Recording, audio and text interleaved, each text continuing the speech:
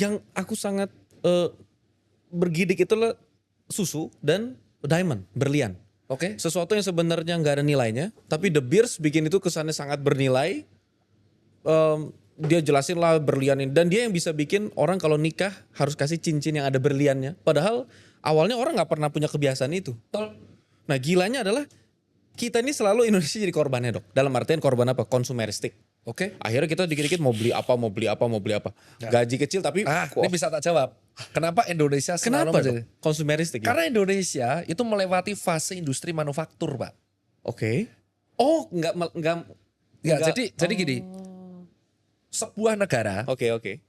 yang padat karya dan penduduknya banyak itu akan rely pada satu industri. Oke. Industri yang melibatkan banyak orang. Apa? Manufaktur. Iya. Bener ya? Iya. Mau tuh dari komponen terkecil semikonduktor, ya, atau komponen terbesar pintu.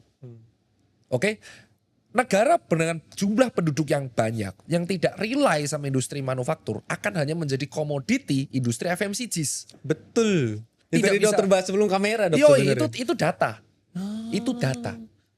Itulah betapa berbahayanya kalau Indonesia bergantung Ya, sama SME. Itu alasan kenapa TikTok Shop datang ke Indonesia, Wah, merinding Shopee saya. datang ke Indonesia, Lazada datang ke Indonesia.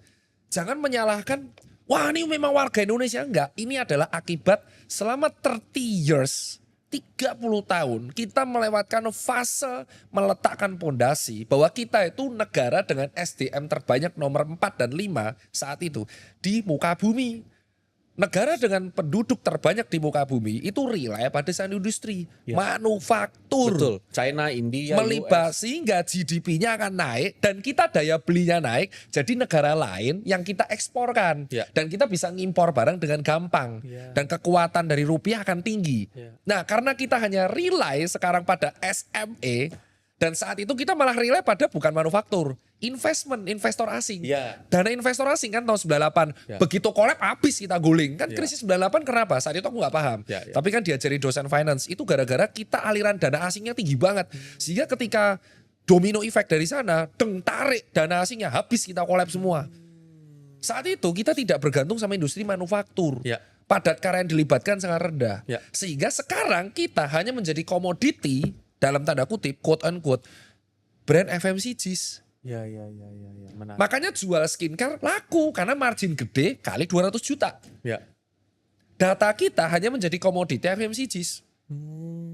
Anda jual apapun murah kali 10 juta. Ya. Berapa marginnya?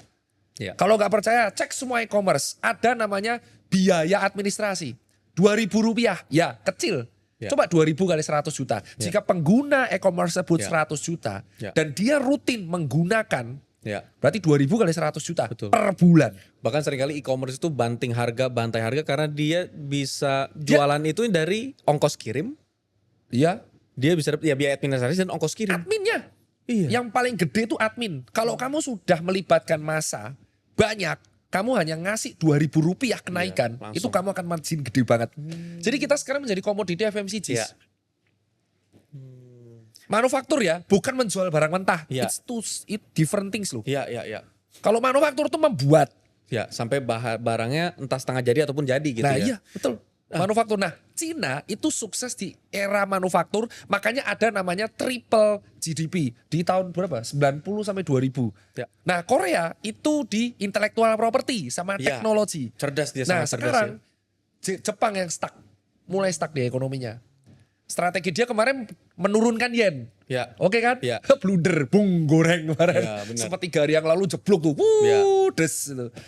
Makanya dia tuh kan murahin yen supaya masuk semua ya kan, ya kan? Gitu. Ya, Jadi menarik. Korea sekarang intellectual property dari tahun 90-an. Kalau nggak salah aku lupa tahun 90-an. Ya. Tapi kalau Jepang kan tahun 75-an ketika tanah di Tokyo tuh sama aja tanah di Francisco, mahal Ya. banget. Ya. Nah, Cina itu manufaktur. Ya. Titik puncaknya 2008 pas Olimpik Beijing. Tujuan dia Olimpik itu untuk mendapatkan trust dari publik. Tuh, gue terbuka nih. Ya. Semua cultural bisa masuk. Habis 2008 banyak pabrik buat di Cina. Ya. Sekarang brand listrik yang bisa ngalahin Tesla, BYD bro. Iya. Dan jauh sekali sekarang penjualannya. Oh iya tinggi banget. Dan sekarang udah wiring banyak banget orang. Gila. Nah itu manufaktur. Paham. Indonesia manufaktur apa? Ya, sangat terbatas lah. Nah, udah. That's it. Dan semua terkumpul di mana? Cikarang, Ya. Sidoarjo. Ya Jawa lah. Nah, tujuannya kan pengen di Demak kan kemarin, Batang ya. Batang Ya. industri. Belum kan? Belum maksimal. Makanya kalau saranku adalah kita tuh udah jauh tertinggal. Ya. Dan solusi ini hanya bisa dipikirkan oleh ahli finansial, bukan saya. Ya, ya. Ahli finansial terpandang di Indonesia dilibatkan dalam tim khusus, Ya. itu bisa jago.